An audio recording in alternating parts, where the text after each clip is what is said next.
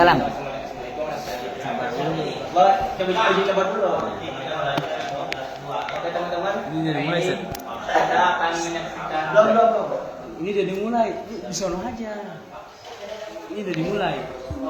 Apa bisa lagi ini atau langsung. Oke teman-teman, assalamualaikum warahmatullahi wabarakatuh. Waalaikumsalam. Baiklah teman-teman, kali ini kita akan melihat prestasi dari kedua bidadari kelas 11. Dari gerakan kelas 11 yang akan menjelaskan tentang bab 3 di Quran hadis yang menerangkan tentang menyikapi kehidupan dunia sementara dan akhirat kekal selamanya.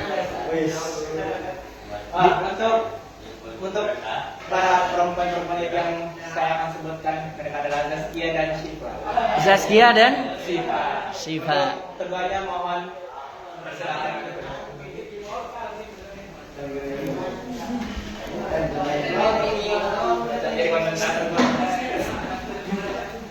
Assalamualaikum warahmatullahi wabarakatuh.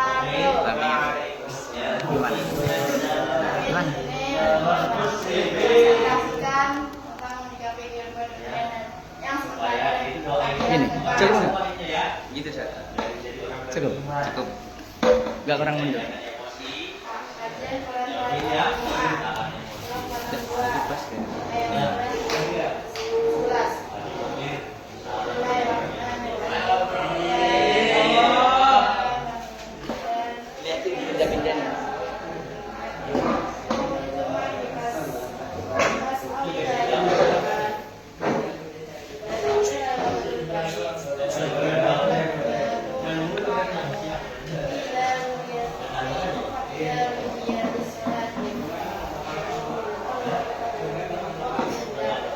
Gak ada efek-efek.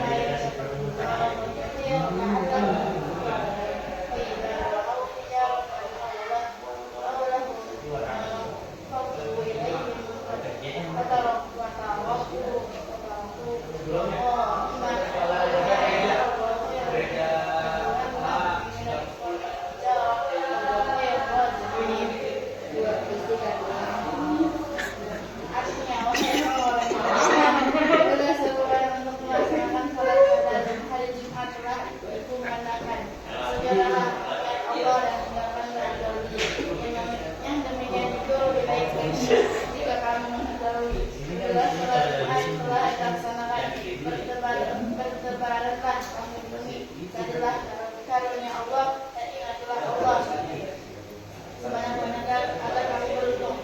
Apabila sebagian mereka melihat perdagangan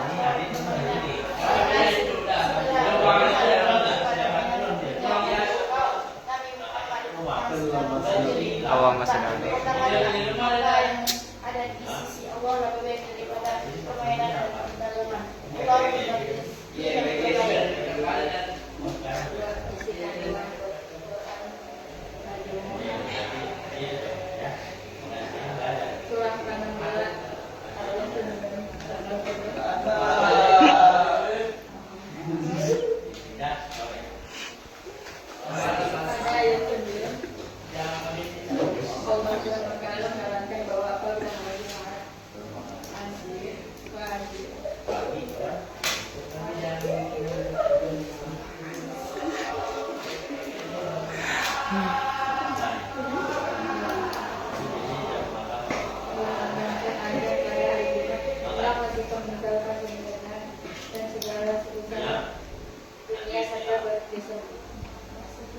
Segera mengambil untuk memulai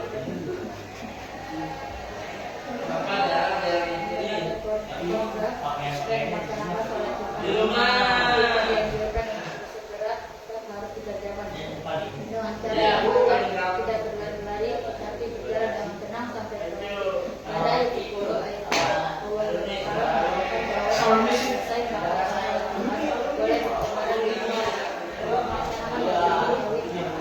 di dunia yang bermanfaat untuk akhirat.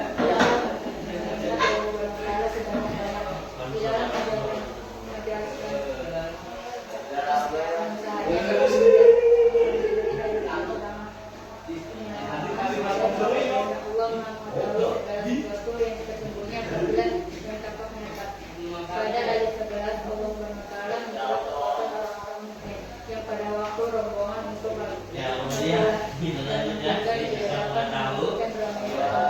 mereka pergi menjemputnya meninggalkan Nabi Muhammad SAW dalam keadaan berdiri tegak. Ayat ini ada hubungan dalam peristiwa Riyal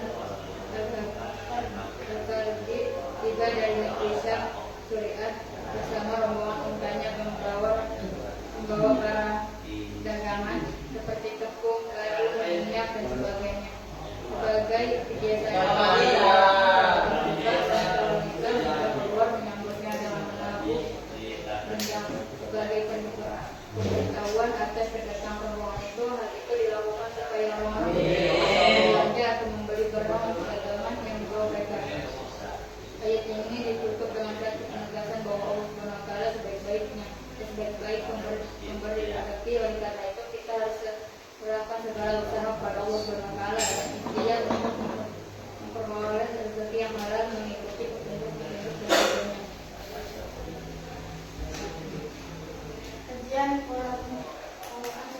Jika sistem kemasyarakatan mengalami perubahan besar seperti masa muda, masih muda tidak berkembang karena satunya adalah dia menggunakan sistem kasarnya sehingga dia mengecil.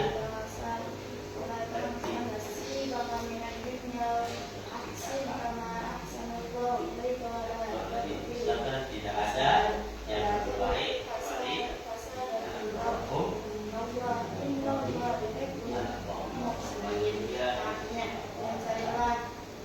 pada apa yang telah dianugerahkan oleh Allah kepadamu pahala di akhirat, tapi janganlah kamu berbuat baik di dunia. Berbuat baiklah kepada orang lain sebagaimana Allah telah berbuat baik kepadamu, dan janganlah kamu berbuat kerusakan di dunia. Sesungguhnya Allah tidak menyukai orang-orang yang berbuat kerusakan. 2. Kasihkanlah Al-Quran surat Al-Qasas surat 28 ayat 1.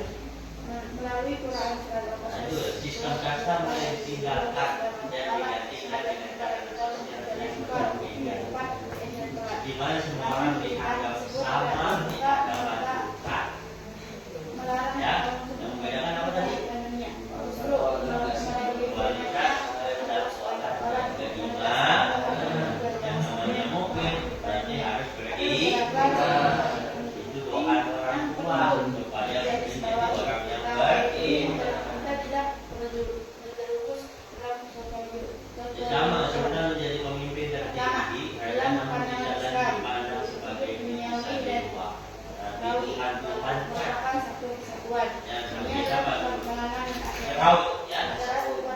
Raut itu dikasih kelebihan oleh Allah, ya fisiknya kuat, jarak itu. Ayat tersebut menggarisbawahi Kemudian punya power, kuasa, dan power itu dia solid. terlihat dengan jelas dalam ayatnya yang menyatakan mencari dengan penuh keadaan agar pada apa yang dianugerahkan Allah atau dalam ayat tersebut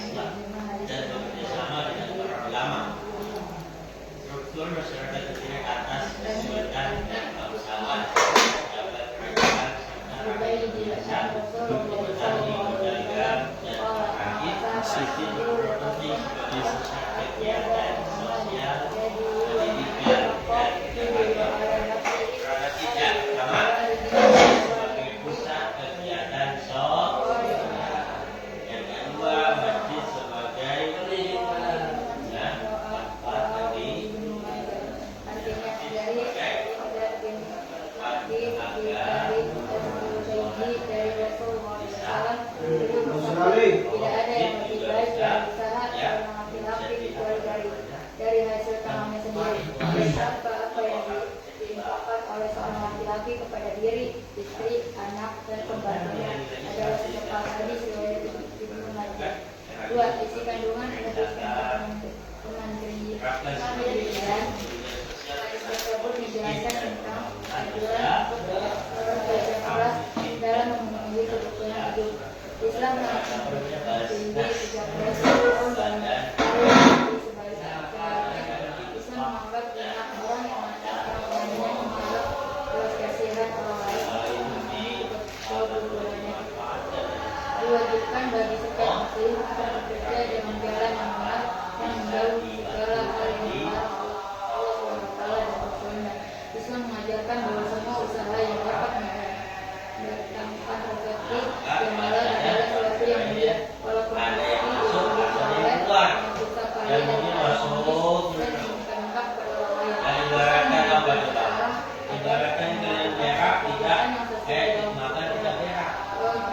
Gimana? Kemampuan dan kondisi lingkungannya serta tidak membiarkan Mukmin dan penghasilan. hadis tersebut juga menjelaskan bahwa Islam merupakan agama yang sangat berderajat jerih payah seseorang dalam mencari rezeki. Seseorang akan mendapatkan pahala dari bekerja keras dan dalam mengais rezeki akan ditambah lagi dengan pahala setelah jika harta tersebut dibelanjakan untuk dirinya, keluarga, anak, dan keluarga. Orang makan tidak berak jadi apa? Saya kan Hadis tentang keutamaan bekerja. Bekerja ada utamanya ya, ada hadisnya. Ya, Be. Saya bisa kunci. Kuncinya gara-gara apa? Gara-gara punya. Dan gara-gara makanan dan sebagainya. Itulah kemampuan kita. Apa yang tak berak.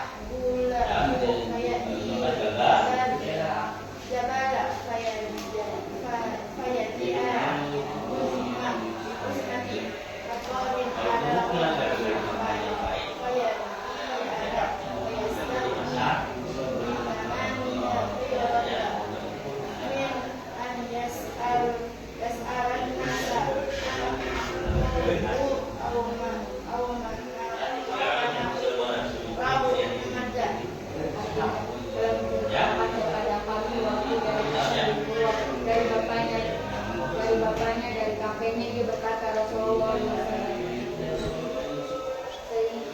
sekiranya salah seorang dari kalian mengambil tali dan membawanya ke gunung, lalu ia datang dengan membawa satu ikat kayu di atas punggungnya, kemudian menjualnya dan juga dapat dalam lebih baik Sistem masyarakatnya menjadi sistem nilai hadis. hadis Ibnu Majah. Dari semua ini, dari pengalaman bekerja tersebut menunjukkan akan bagaimana seorang yang bekerja dalam kehidupan dan orang yang hal ini sekaligus sebagai dalil bahwa dari sebuah pekerjaan bahkan dalam hadis yakin ada ancaman bagi orang suka minta dan tidak berhak. Kemudian perempuan berusaha.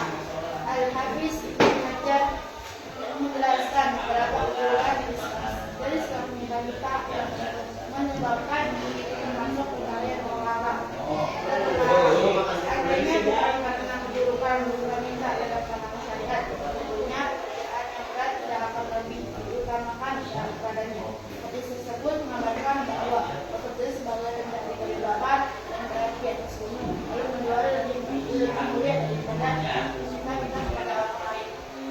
Hal ini menunjukkan bahwa Islam sangat memiliki kerja keras dalam mencari rezeki. Dalam pandangan Islam, segala Sistem peralatan hidup dan teknologi selama proses tersebut tidak menyalahi aturan dan diterapkan oleh syariat Islam dan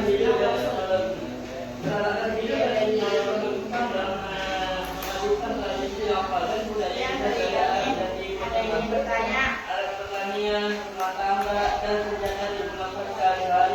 Silakan yang mau bertanya bab 3. barusan sudah dipresentasikan, dijelaskan, dibacakan, diterangkan, dijabarkan oleh dua narasumber yang ada di depan, Syifa dan Zaskia. Yang mau bertanya silakan. Dan presentasi bertiga. Silakan nanya ke narasumber yang di depan. Kenapa hanya laki-laki yang harus bekerja itu harus perempuan yang harus Karena laki-laki itu kepala keluarga Dan bagi kalian ini keluarganya anak dan saya dari mana dari ini dalilnya ini tadi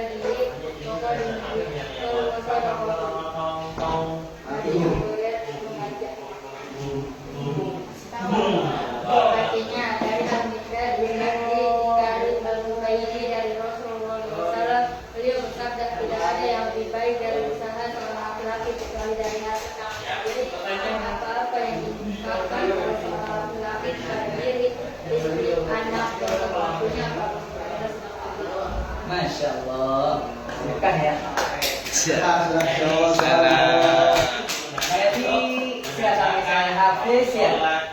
Hafiz pulang kerja, dapat gaji UMR. Oh, amin ya Allah. Terus gaji UMR-nya dikasih ke anak-anaknya yang ada di rumah, buat jajan, buat biaya sekolah, dikasih ke istrinya buat beli susu, katanya buat beli apa lagi, beras, segempok belian, perabotan. Itu bukan tanpa nilai, tapi semua yang diberikan itu bernilai sedekah. Kalau banyak yang diberikan berarti nilai sedekahnya makin banyak. Jadi meskipun ngasih ke istri, ngasih ke anak, ngasih ke pembantu, ngasih ke yang ada di rumah, itu nilai sedekahnya sangat besar. Bahkan lebih besar dibandingkan diberikan ke tetangga, ke orang lain. Lebih besar pahalanya diberikan ke anak dan istri serta yang ada di rumahnya, yang tinggal di rumahnya, pembantu dan yang lain. Kenapa? Karena itu kewajiban yang utama. Kalau ngasih ke tetangga itu sunnah sedekah biasa, tapi kalau ngasih ke anak istri selain bernilai sedekah itu juga hukumnya wajib. Makanya lebih utama melakukan yang wajib dibandingkan melakukan yang sunnah. Ibadah wajib itu lebih afdal daripada ibadah sunnah. Ya, makanya lebih jangan disepelekan, itu besar pahalanya. Kata Hafid, kenapa orang laki-laki? Ya katanya sifat, jawabannya sama Zaskia, kenapa orang laki-laki yang diwajibkan bekerja? Kenapa? Karena tadi jawabannya dari wajib memberi nafkah kepada anak istri. Perempuan sebenarnya agak wajib. Iya, perempuan sebenarnya agak wajib bekerja. Cuman boleh bekerja asal atas izin dari suaminya. Kalau belum punya suami, izin dari orang tuanya. Ya, perempuan boleh izin asal boleh bekerja, karena bekerja bagi perempuan nggak wajib, cuman boleh saja. Bolehnya apabila mendapat izin dari suaminya. Kalau suaminya nggak ngizinin, nggak boleh bekerja, di rumah aja. Udah di rumah aja, meskipun belum punya anak. Ya udah ngapain kayak di rumah, baca Quran atau sholat, wiridan, jagain rumah, itu pahalanya sangat besar bila diniatin taat pada suaminya. Bahkan itu menjadi salah satu jalan yang menyebabkan masuk surga adalah taat pada suami. Dan pertanyaan yang lain, Jadi apa? kalau ada, kalau masih ada dilanjut. Tapi kalau nggak ada, jamnya udah silakan. Agung untuk mau nanya.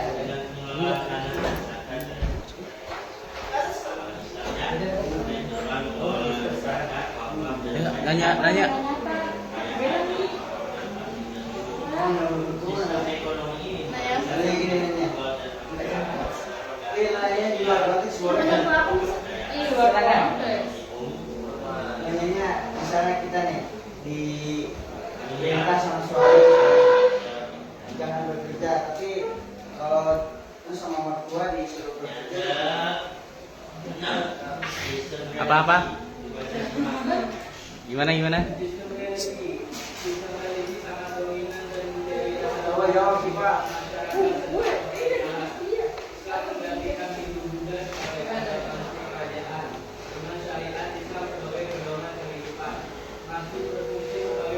Ayo jawab.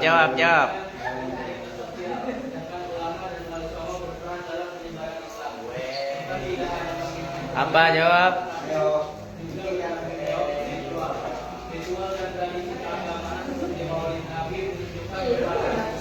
Tadi yang nanya nggak di? Udah surat ke tadi. Mantap. Apa tadi pertanyaannya? Buram sih. Buram ya? Kenapa ya? Dari ini yang dari kamera dari ini. Nah, istrinya sama bekerja, terus sama mertuanya disuruh bekerja. Kan kewajibannya kalau suami kan. Jadi wajib. Itu apa mertuanya? Damping. Ya, ya. Kan boleh. Yang sekarang nama suaminya dari sini. Ya kan kita harus ngikutin apa-apa. Enggak, beda kan. Ya, gimana ya?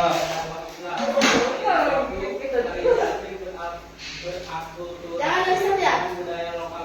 Jangan riset. Silakan. Gimana maksud? Apanya? Itu ya suaminya. Aku tahu. Apa gimana tadi? Istrinya boleh kerja. Ya, Istrinya boleh kerja.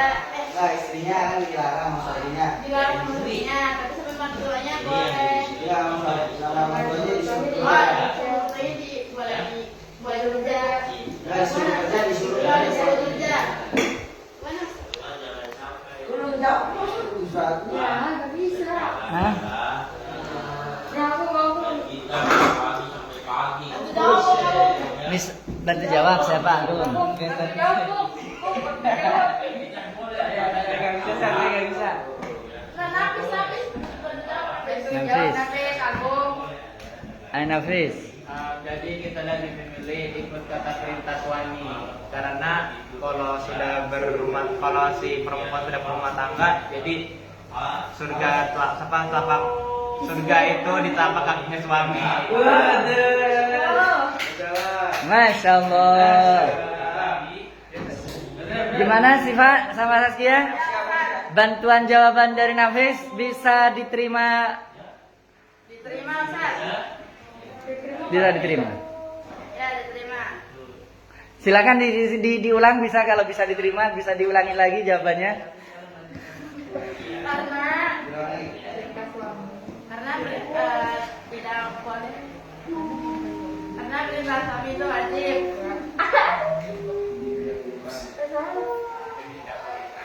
Lebih didahulukan suami itu daripada mertuanya. Karena surga itu di telapak kaki suami. Itu ya. Ya udah, jadi Siva sebagai narasumber dan Saskia meminta bantuan jawaban kepada peserta yang ada di kelas atas pertanyaan yang diajukan oleh siapa? Hafiz. Atas pertanyaan yang diajukan oleh Hafiz, Sifa meminta jawaban dari yang lain. Akhirnya ada yang memberi jawaban barusan dari Nafis Manado. Jawaban yang diberikan adalah si perempuan ketika dilarang oleh suaminya bekerja, sementara oleh mertuanya disuruh bekerja, maka yang harus dilakukan oleh si perempuan atau istri adalah, kata Sifa berdasarkan jawaban yang diberikan oleh Nafis, adalah dengan cara mengikuti, mentaati siapa? Suami. Karena perintah suami harus didahulukan daripada mertua.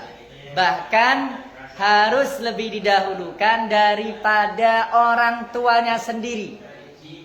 Ayah ibunya nyuruh bekerja, tapi suaminya melarang bekerja, harus di rumah saja, jagain rumah, ngurusin rumah. Maka yang harus ditaatin, yang harus didahulukan adalah siapa? Suaminya daripada kedua orang tuanya dan mertuanya.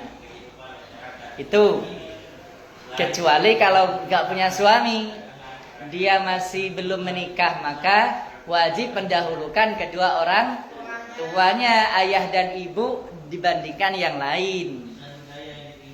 Tapi kalau sudah punya suami, maka mendahulukan suami daripada kedua orang tua dan mertuanya. Itu jawaban yang disampaikan barusan, dan itu sesuai dengan kisah sahabat perempuan di masa Nabi Muhammad SAW masih hidup. Jadi ada seorang perempuan yang hidup di masa Nabi Muhammad, berarti sahabat ya. Kalau orang hidup di masa Nabi, masih hidup, dan dia beriman pada Nabi serta pernah berjumpa atau melihat dengan Nabi, maka itu namanya sahabat. Nah, ini ada sahabat perempuan yang hidup di masa Nabi. Dia punya problem mana yang harus diikuti antara mengikuti perintah suami atau mendahulukan rasa kasih sayangnya dan baktinya kepada orang tua. Dia kan masih punya orang tua, sementara dia sudah bersuami. Yang ketika dia sudah bersuami, suaminya bilang gini pada si perempuan tadi, "Wahai istriku, saya mau pergi berperang. Wahai istriku, saya mau pergi berangkat berperang." Suaminya bilang pada istrinya, "Selagi saya belum pulang dari perang, kamu jangan keluaran dari rumah. Kamu harus selalu ada di dalam rumah kalau saya belum pulang. Baru nanti kalau saya udah pulang dari medan perang, terus saya ngizinin kamu keluar, silakan kamu keluar dari rumah, boleh." Nah, berangkatlah si suami dari rumah istrinya tadi. Tujuannya si suami keluar dari rumah untuk apa? Untuk berperang. Suaminya berpesan, "Saya mau berangkat perang, kalau saya belum pulang, kamu jangan keluar dari rumah." Tiba-tiba ketika suaminya sudah berangkat untuk berperang, suaminya gak pulang-pulang. Belum ada kabar suaminya selamat atau gugur di medan perang, belum ada kabar. Cuman suaminya sudah berpesan, berwasiat jangan keluar dari rumah kalau saya belum pulang. Nah, saat itu ada kabar kepada si istri bahwa orang tuanya yang ada di kampung atau ada di rumah orang tuanya sedang sakit parah lah, sakit keras. Jadi ada utusan dari rumah orang tuanya memberikan kabar, informasi pada anak perempuannya bahwa orang tuanya sedang sakit, silahkan kalau mau jenguk. Khawatir orang tuanya nanti meninggal. Jadi mumpung orang tuanya belum meninggal, masih sakit, silahkan kalau mau datang untuk apa? Jenguk. Menjenguk. Apa yang dilakukan oleh si perempuan yang statusnya sebagai istri yang mendapat pesan dari suaminya agar jangan keluar dari rumah kalau saya belum pulang? Itu kan dilema. Ibunya atau orang tuanya sakit, dia mau jenguk atau enggak sebagai bentuk bakti dan kasih sayangnya kepada orang tua. Kan pengen apa?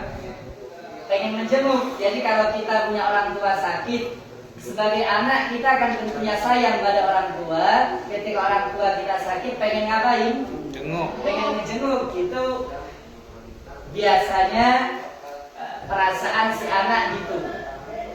Cuman dia punya kewajiban memenuhi pesan atau wasiat dari suaminya agar jangan keluar dari rumah sampai suaminya pulang atau tidak.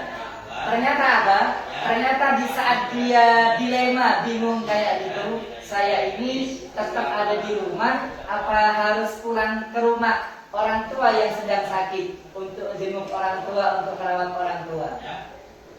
Bingung itu pertama si perempuan. Cuman pada akhirnya si perempuan yang menjadi istri tadi lebih memilih tetap berada di rumah demi taat pada suaminya. Dia rela gak datang ke rumahnya untuk melihat atau menjenguk orang tuanya yang sakit. Dia rela demi tetap taat pada pesan suaminya agar selalu ada di rumah kalau suaminya belum pulang ke rumah. Udah tetap bertahan. Pulanglah utusan orang tuanya tadi ke rumah orang tuanya. Udah akhirnya apa? Ketika pulang ke rumah orang tuanya, ternyata orang tuanya tersebut kenapa? Meninggal. Yang awalnya sakit ketika utusan tadi atau pembantu tadi pulang ke rumahnya, ternyata si orang tua dari si istri tadi meninggal dunia. Balik lagi si pembantu atau si utusan tadi, karena orang tuanya meninggal dunia, datang lagi kepada anak perempuan yang dipesan oleh suaminya agar jangan keluar dari rumah sampai suaminya pulang dari medan perang. Disampaikanlah, wahai siapa misalnya namanya si perempuan, misalnya namanya siapa? Sifa. Wahai Ning Sifa, saya datang ke kemari lagi mau ngabarin berita duka padamu. Kemarin saya ngabarin orang tuamu sakit, kalau sekarang saya ngabarin orang tuamu telah meninggal dunia. Apakah kamu gak mau melihat untuk yang terakhir kalinya sebelum orang tua kamu dimandikan, dikafanin dan disolatin dan dimakamkan? Apakah kamu mau pulang untuk melihat yang terakhir kali kedua orang tuamu sebelum dimakamkan? Ternyata jawaban dari seperempuan Ning Sifa tadi gimana? Wahai siapa misalnya Tuan atau Bapak, saya bukannya gak mau melihat orang tua saya untuk yang terakhir kalinya sebelum dimakamin. Saya pengen banget datang untuk menyaksikan yang terakhir kali orang tua saya, melihat yang terakhir orang tua saya. Cuman saya mau ke sana terhalang oleh larangan suami saya. Saya mau ke sana ada penghalang. Yang menghalangi saya adalah pesan suami saya agar saya jangan keluar dari rumah, jangan kemana-mana sampai suami saya pulang. Sekarang suami saya belum pulang, makanya karena suami saya belum pulang, saya masih terhalang untuk keluar dari rumah. Makanya mohon maaf, sampaikan kepada orang yang ada di rumah, saya gak bisa datang untuk melihat orang tua saya meninggal dunia karena saya terhalang oleh larangan suami saya yang melarang saya keluar dari rumah selagi suami saya belum pulang. Udah, sampaikan pada orang tua saya, cukup saya di sini saja mendoakan orang tua saya. Mohon maaf saya gak bisa pulang. Udah, pulanglah si pembantu tadi dengan hati yang jengkel pada perempuan tadi, dengan hati yang marah. Itu benar-benar anak durhaka itu. Jadi si pembantu tadi kira anak perempuan tadi anak yang durhaka. Orang tuanya meninggal gak mau datang, durhaka banget gitu. Dia itu anak gak tahu diri, anak durhaka itu. Masa orang tuanya, ibunya meninggal dunia, dia gak mau melihat, gak mau datang, kan keterlaluan. Dan akhirnya apa? Berita tentang si perempuan tadi yang gak mau datang ke rumah ibunya atau orang tuanya yang meninggal dunia gara-gara mentaati suaminya yang melarang dia keluar dari rumah selagi suaminya belum pulang. Akhirnya terdengar dan disampaikan pada Nabi. Kabar tersebut didengar oleh Nabi karena disampaikan pada Nabi. Wahai Nabi, ini ada perempuan durhaka ini. Dia ada perempuan anak durhaka. Kenapa kata Nabi?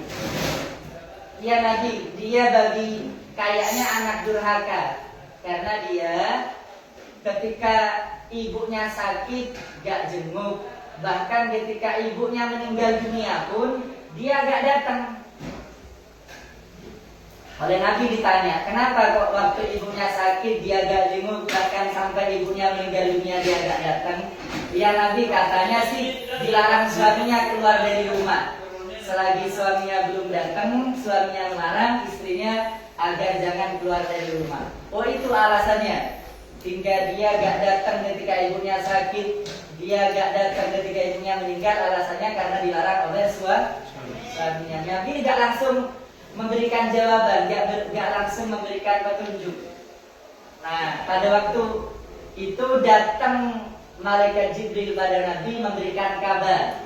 Wahai Rasul, wahai Rasulullah, ya Nabi Allah, wahai Nabi, saya diperintahkan oleh Allah untuk menyampaikan wahyu, menyampaikan info, menyampaikan kabar lah tentang ibunya si perempuan tadi.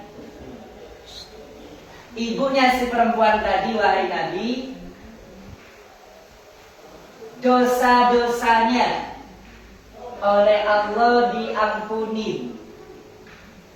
Dosa-dosanya si perempuan tadi yang gak mau datang ke rumahnya saat ibunya meninggal dunia karena dilarang oleh suaminya, sampaikan wahai Nabi, ibunya tersebut dosa-dosanya oleh Allah diampuni sebab dia punya anak yang salehah. Sebab dia punya anak yang anak tadi menjadi istri yang salehah. Karena dia punya anak yang menjadi istri yang salehah kepada suaminya, akhirnya menjadi penyebab ibunya oleh Allah dosa-dosanya diampuni dan dimasukkan ke dalam surga dengan derajat yang sangat tinggi, sangat mulia. Penyebabnya apa? Karena punya anak yang menjadi istri, bukan anak yang saleh, tapi menjadi istri. Anak yang menjadi istri yang saleh. Kalau istri yang saleh tentunya taat pada suami. Andai tadi anaknya gak nurut pada suaminya, maka orang tuanya akan disiksa oleh Allah sebab dosa-dosanya. Untungnya dia punya anak yang menjadi istri yang salehah bagi suaminya, akhirnya menyebabkan ibunya diampuni dosa-dosanya dan diangkat oleh Allah ke dalam surga yang mulia. Itu jadi gambarannya. Sekarang bagaimana? Sekarang kalau di zaman Nabi saja ada kisah semacam itu, maka di zaman sekarang pun misalnya ada istri yang harus memilih apakah dia ikut orang tua atau ikut suami, maka siapa yang harus diikuti? Suami. Suami. Ini ada contoh di zaman Nabi soalnya. Apalagi cuman Mertua. udah mertua gak usah ikut-ikut udah. Lebih baik kalau sudah menikah jangan numpang di mertua. Lebih baik misal dari mertua biar mertuanya tidak menjadi apa? Penghalang, tidak menjadi apa ya? Pengganggu di antara apa rumah tangga yang sedang dijalani. Kadang sebab ada mertuanya ngerecokin atau gangguin, sehingga nanti bisa menjadi penyebab cerai di antara kedua mempelai yang baru menikah tadi. Udah keluar, tinggal minta doa pada orang tuanya, minta doa pada mertuanya. Saya pengen mandiri, pengen apa rasakan berjuang tanpa ada orang tua, tanpa ada mertua. Dikhawatirkan yaitu mertuanya atau orang tuanya nanti malah sering menjadi penghalang di antara keharmonisan suami istri tadi. Dan silakan tadi siapa sih Pak gitu ya? Udah. Udah bel? Cukup apa mau dilanjut? Cukup. Udah diakhirin.